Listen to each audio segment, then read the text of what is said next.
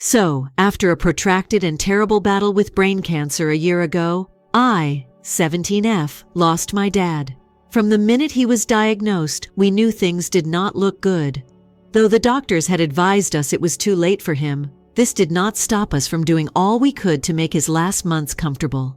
Though he battled fiercely and always presented a courageous front for us, ultimately, we lost him. Like I have always loved my mother, my relationship with my dad was different. It was deeper. When he departed, I felt as though a piece of me was lost, and I never knew whether I would ever get it back. My dad was my best friend. I have been emotionally lost since then, not sure where I am headed or what I should be doing with my life. He passed when I was 16. I recently turned 17. After graduating from high school, I chose to have a gap year to sort things out and spend some time for myself. Before choosing my future, I realized I needed time to sort things out. Well, at least initially, I was fortunate enough to have my family back me in my choice. After Dad passed away, I lived with my mom. Moving out seemed pointless to me, and financially it made sense for me to stay at home while I worked things out. But things changed when my mother began dating someone else 6 months following the loss of Dad. It felt too soon, as she hadn't given me or herself time to truly process. Greg, 38M, the man she began seeing, had been someone she knew from high school. When my mom initially informed me about him, she said she missed my dad, but she had to get on with her life. They had reunited when he returned to town. She said she had known Greg for years and that he had been by her side through Dad's sickness.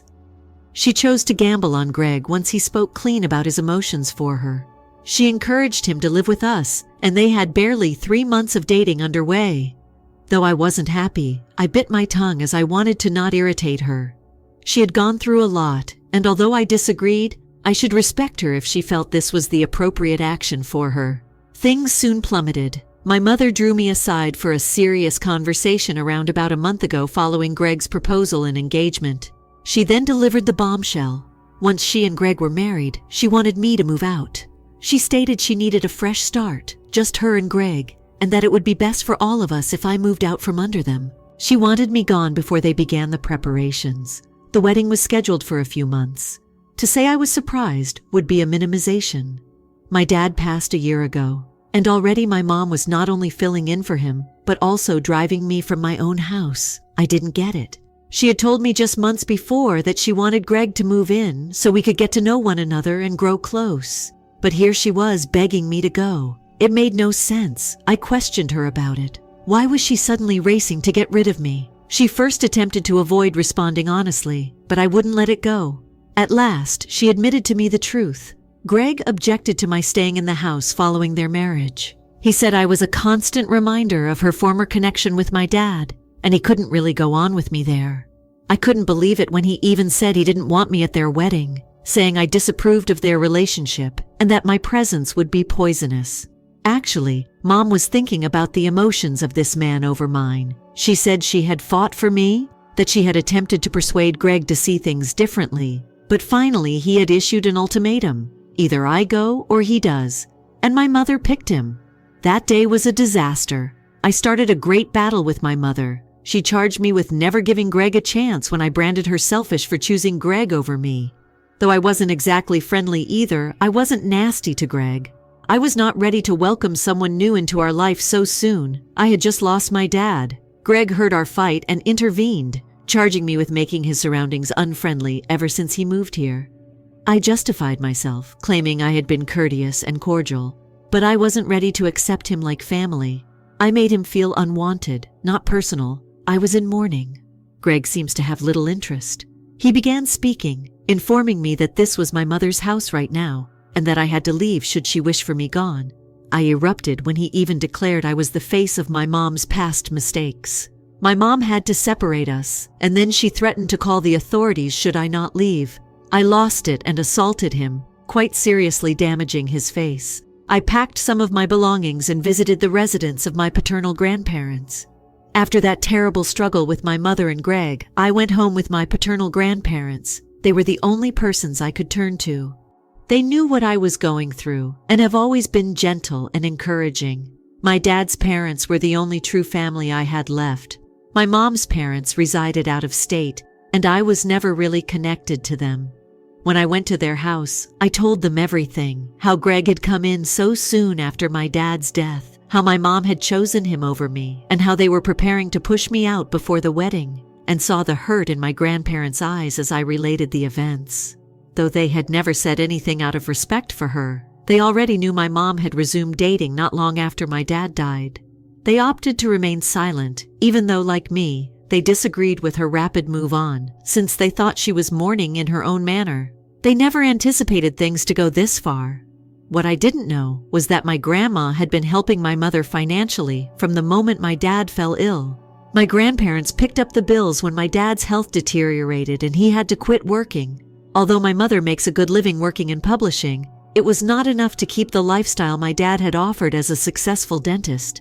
Even after my dad died, my grandparents kept sending money, hoping to make things easier for my mom. They wanted me not to suffer.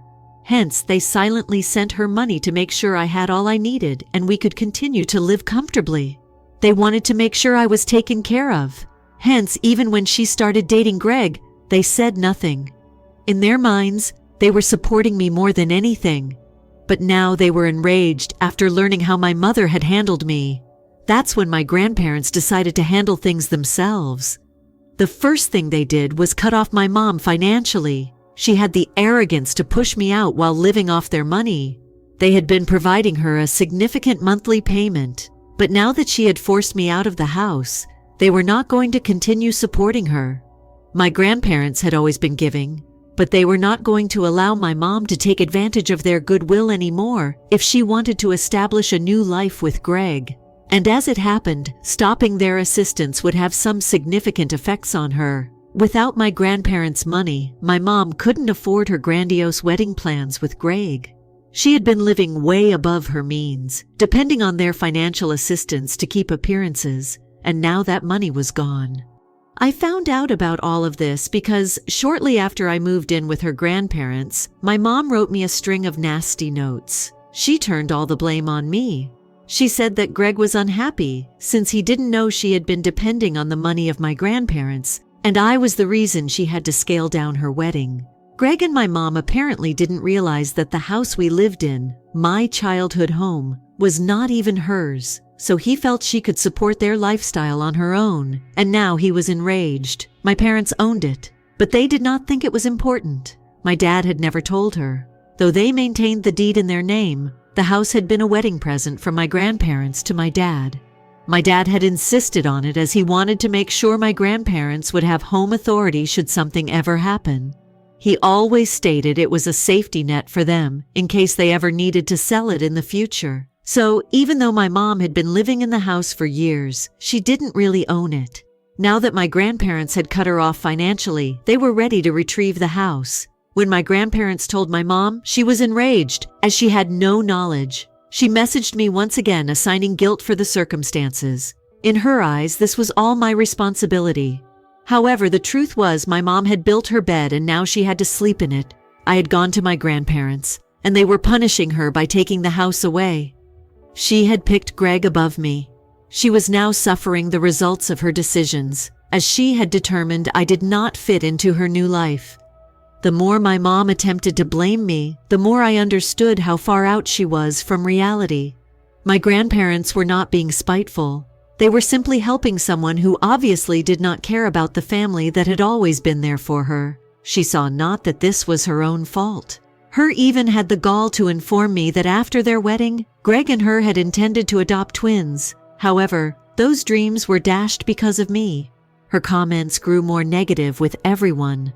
I had shattered her hopes, and she had no clue when they would be able to get married, or where they would be living.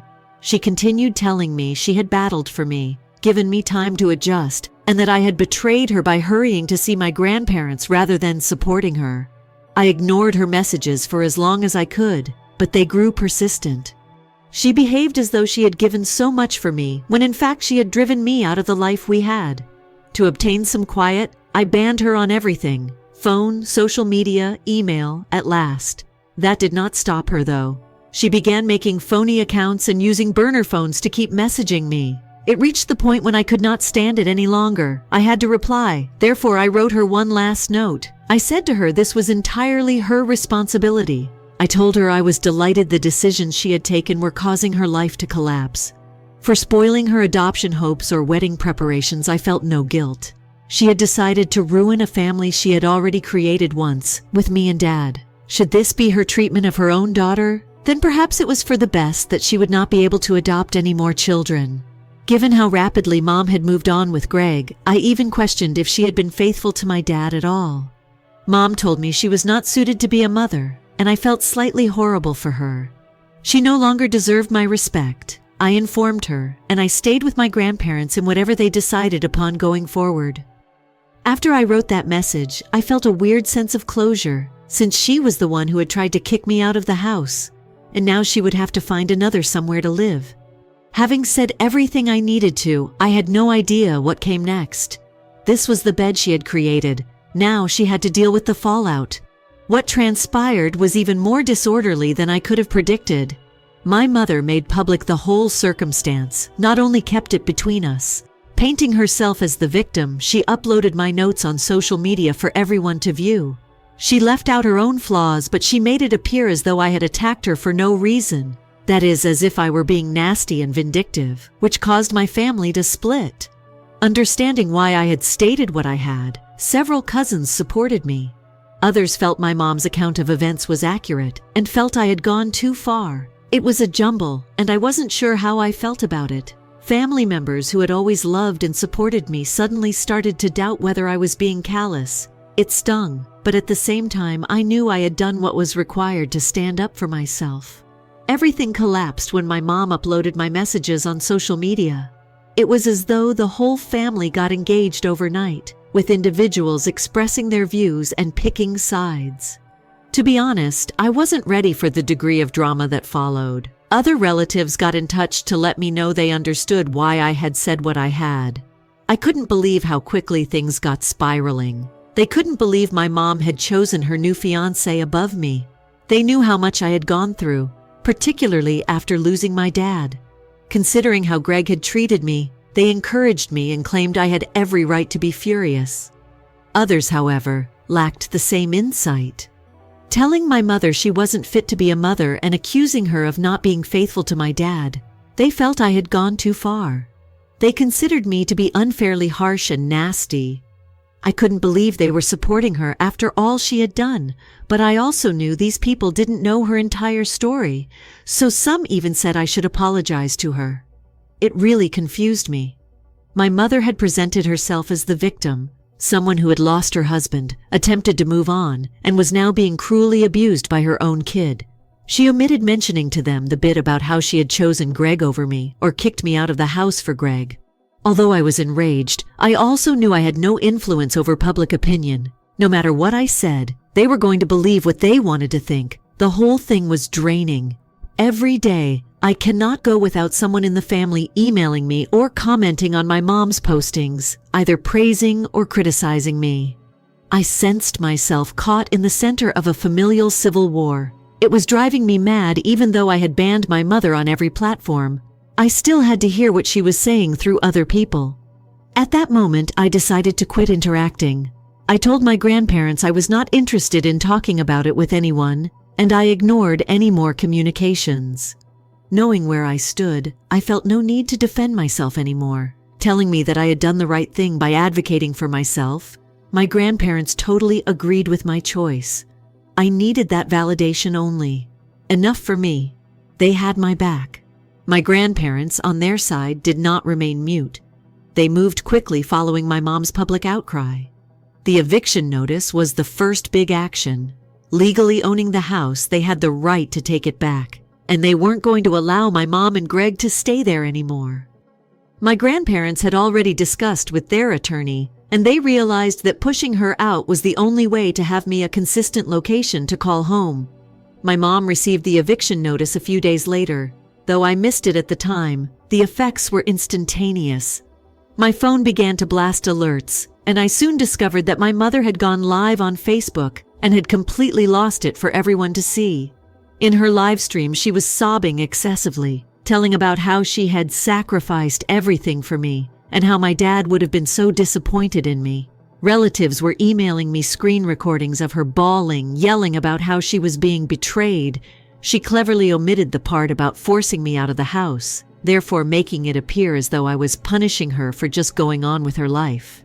To put it mildly, seeing her spiral on social media was embarrassing. She would go so low, and it made me ashamed to even be close to her. Most of the comments on her live stream were from those who could see straight through her performance. It was all so public, so theatrical, and so pointless.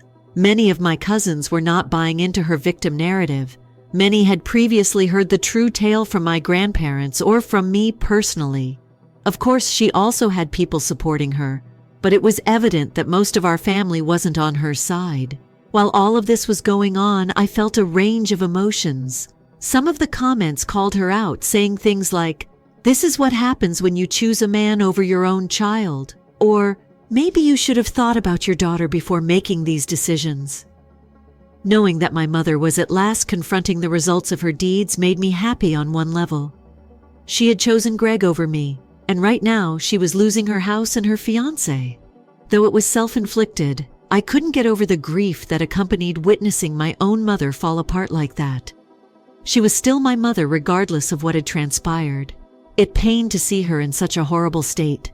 Things started to move fast following her outburst. Greg and my mother had no option but to begin organizing their belongings. My grandparents were not moving. They had been given a limited window to leave the house. As far as I could, I kept out of it and let my grandparents handle the legal side of things. A few days after the eviction notice was sent, I received some shocking news. My mom and Greg had called off their engagement. I did not want to see or interact with my mother, and I most definitely did not want to participate in any more drama. Some relatives that had heard it from my mother personally told me about it. Based on what I heard, Greg found the weight of all that had transpired intolerable. Apparently enraged by my mother's omission of informing him of the house owned by my grandparents and the knowledge that she had been depending on their income. I can't say I was shocked. He thought she had lied to him about her financial condition, and the fractures in their relationship began to appear. Greg had always seemed to me as someone more fascinated by what my mother could provide him than in really starting a life with her. He turned away the moment he knew she lacked the house or the money he expected her to have. Although I should have felt horrible for my mother, to be honest, I did not. Her life was the one she had chosen, and now it was disintegrating. My mother had nothing once the engagement ended. No house, no fiancé, no strategy. From what I heard, she had to quickly relocate into a modest apartment, all she could afford without the financial assistance of her grandparents. Although I didn't talk to her personally, the family grapevine told me she was struggling emotionally following the loss of her dad, and couldn't manage all that was occurring at once. Though I knew better, others seemed to trust her. She had created this problem for herself. At the same moment, I felt a little pity for her. She had lost my dad too, despite my resentment of her. Perhaps this was her method of coping with the hurt. We had both been bereaved in different ways. That being said, it did not absolve her of her treatment of me. I stayed with my grandparents over all of this. They were my support. She had decided to drive me out of her life, and now she was suffering the consequences for those decisions. They made it quite evident that I will always have a place in their house and never waver in their support of me. They urged me to pay attention to my future. Therefore, I did. Whether it meant attending college or choosing a professional path I was interested in, I began working on my ideas for the following phases in my life. A few weeks after my mom's public outburst and the breakdown with Greg, she ultimately moved out of the home. I knew that my dad would have wanted me to keep going on, no matter how bad things were with her. I kept totally out of the seamless eviction procedure. As she packed and headed off, I wanted nowhere near her. Everything was handled by my grandparents, who also made sure the home was unoccupied and available for me to come back anytime I chose. But I wasn't in a hurry to move back in. Being with my grandparents had brought me tranquility I hadn't experienced in a long time. Being with my grandparents let me stand back and concentrate on myself after all the turmoil with my mom and Greg. I wasn't ready to go from that yet. They had given me the steadiness I much needed. Regarding my mom, I learned from the family that she was struggling. I thus resolved to spend some more time with them, at least until I knew what my future moves were. She moved into a modest apartment when the engagement was called off and appeared to be struggling to fit her new reality. From what I knew, Greg had not even tried to get in touch with her following the separation. He was totally absent from the picture. She had lost her house, her fiancé, and the years of dependence on financial assistance. She continued to reach out to some of our family, telling them how hard things had been for her since my dad went away.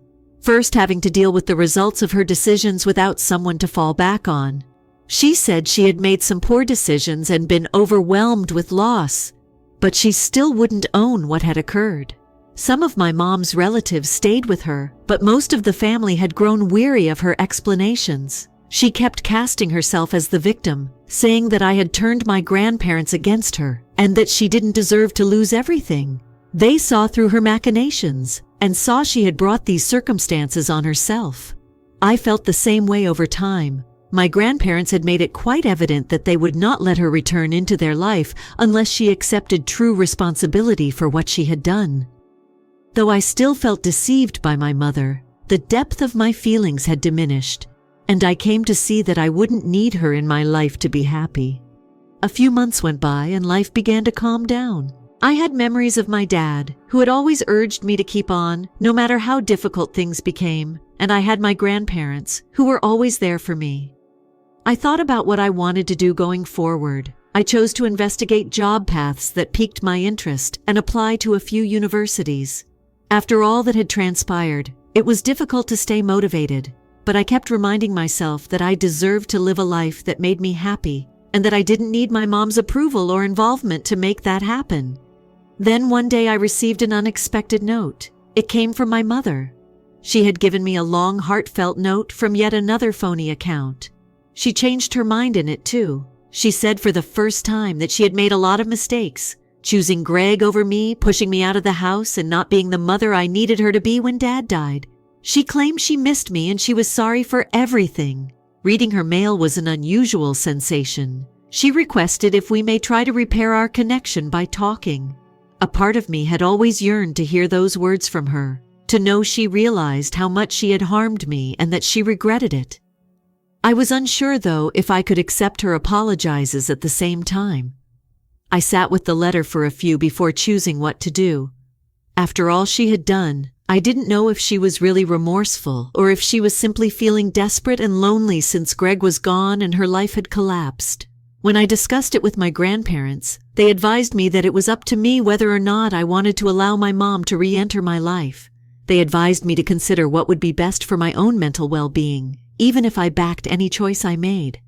After much deliberation, I opted not to answer my mother, not ready to reopen the door and not sure if I would ever be either. Her apologies seemed too late, and I doubted if I could believe she had truly changed. I sought more than simply words. I wanted to witness actual behavior and genuine effort on her side, to demonstrate her learning from her mistakes. I blocked her once more and carried on with my life, as I wasn't ready to risk letting her harm me once more. As the months went by, I kept building a life free from the turmoil and upheaval that had engulfed my relationship with my mother. After spending some more time with my grandparents, I finally started organizing my return to the house. Though I felt it was time to take it back as my own, it seemed weird to consider returning the site of so much activity. It had always been home, and I wasn't going to allow my mom's faults to take that away from me. Ultimately, I grew much wiser from everything that transpired. Family is about the people who stand by you, support you, and love you no matter what, not about blood. I was much appreciative of my grandparents since they had shown me what actual family looked like. I also discovered that establishing limits is acceptable even with the individuals meant to love you the most. Regarding my mom, I'm not sure what the future holds for our connection. Sometimes you have to defend yourself, even if it means distancing yourself from individuals who have injured you. Perhaps one day she will walk actual steps toward atonement, allowing us to begin to restore what was damaged. Perhaps we will never talk again. In either case, I am sure I am stronger now. For now, I am concentrating on myself, on creating a future my dad would be proud of, and on surrounding myself with people who really care about me. I know I deserve more and will not settle for anything less than the love and respect I should have received all along. And that, I have discovered, is plenty.